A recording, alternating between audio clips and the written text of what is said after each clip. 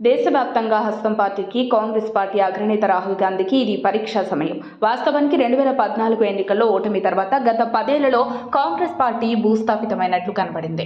10 ఏళ్ల క్రితం కాంగ్రెస్ పార్టీని తిప్పికొట్టి ఎన్డీఏ కూటమికి అధికారం అప్పగించిన దేశ ప్రజలు మళ్లీ 2019లో కూడా మోదీ నేతృత్వంలోని ఎన్డీఏ కూటమికి అఖండ విజయంతో పట్టం కట్టబెట్టారు. 2014కి ముందు 2004 నుంచి 10 ఏళ్ల పాటు కేంద్రంలో వరుసగా 2 సార్లు అధికారం చెలాయించిన కాంగ్రెస్ 2014 ఎన్నికలతో కుదేలైపోయింది. పివి నరసింహారావు ప్రభుత్వంలో ఆర్థిక మంత్రిగా అద్భుతాలు సృష్టించిన మన్మోహన్ సింగ్ 10 ఏళ్ల కాలంలో ప్రధానిగా తన మార్కును కనబర్చలేకపోయారు. మన్మోహన్ గురించి కాదు, ఆయనది ఇంచుమించు ముగిసిన కథ. మనం మాట్లాడుతున్నది కాంగ్రెస్ పార్టీ గురించి, ఆ పార్టీ యువరాజు రాహుల్ గాంధీ గురించి. సరే, మోదీ అంటే కాస్త మొహం మొత్తి కావచ్చు. ఎన్నో ఏళ్లు కాంగ్రెస్ పాలనను భరించాం. ఇప్పుడు వరుసగా 10 ఏళ్ల పాటు మోదీ నేతృత్వంలోని ఎన్డీఏ సర్కారుకు అవకాశం ఇచ్చాం. మళ్లీ ఓసారి కాంగ్రెస్ పార్టీకి ఇస్తే పోలా అనుకున్నారో ఏమో.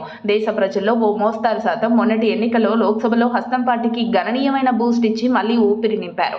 ఇప్పటికే కొన్ని రాష్ట్రాల్లో బీజేపీ ఓటమి పాలైంది.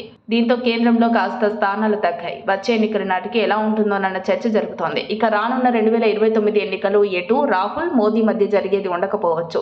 బీజేపీ మరోసారి మోదీ బొమ్మ పెట్టుకొని ఎన్నికలకు వెళ్లేది ఉండదు.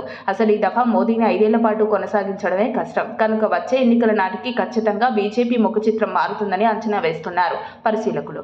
కాంగ్రెస్ పార్టీలో రాహుల్ గాంధీని మార్చే సీన్ ఉండదు. అంటే 2029 ఎన్నికలకు కూడా హస్తం పార్టీ ఇందిరమ్మ మనవడి కటౌట్తోనే ఎన్నికలకు వెళ్లడం ఖాయమని తెలుస్తోంది. ఇప్పుడు ఇక బాధ్యత రాహుల్ మీదే ఉంటుంది. ఆయన మరింతగా పదునుదేరాల్సి ఉంటుంది. గతంతో పోలిస్తే రాహుల్ ఇప్పుడు కాస్త పరిపక్వంగానే కనిపిస్తున్నారు. అయితే ఒక్కో మార్పు కోసం అంత వ్యవధి తీసుకుంటే ఎక్కాల్సిన రైలు 2029లో కూడా తప్పిపోతుంది. ఇక నుంచి రాహుల్ తనను తాను మెరుగుపరుచుకునే ప్రక్రియను వేగవంతం చేసుకోవాలి.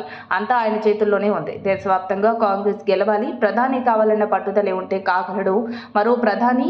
నెహ్రూ కుటుంబం నుంచి ఈ దేశానికి నంబర్ 4 మరి చూడాలి.